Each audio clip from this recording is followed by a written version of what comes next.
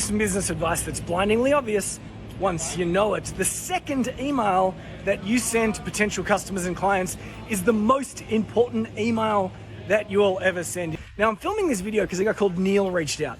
He wants some help writing what he called an introduction email.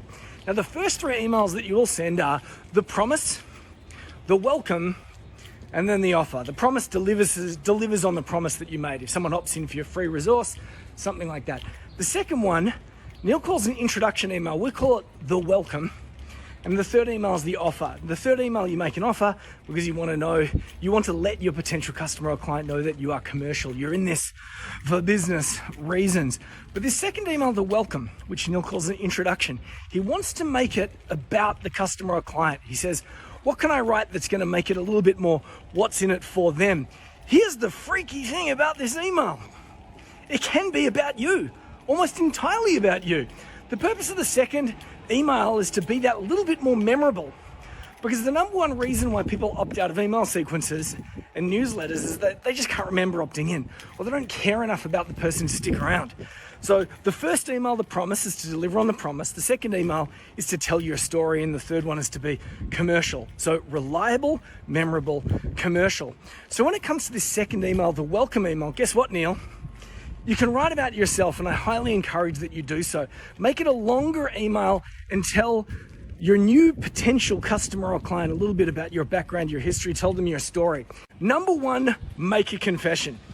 Make a confession that highlights your authentic connection to the problem. So you might, for example, say, once upon a time I was, this is embarrassing, and then reveal something about yourself that is probably going to be likely to reflect a problem that they're facing right now. So for example, I might confess that I'm a technophobe.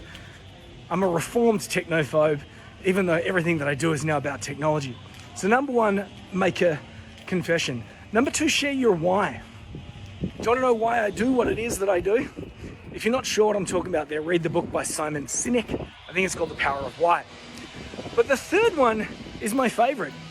Just write this sentence. Do you know what frickin' does my head in? Do you know what frickin' does my head in? And then share a tip or a piece of advice that highlights a common industry sin. What are other people in your space doing that drives other people nuts? Do you know what frickin' does my head in?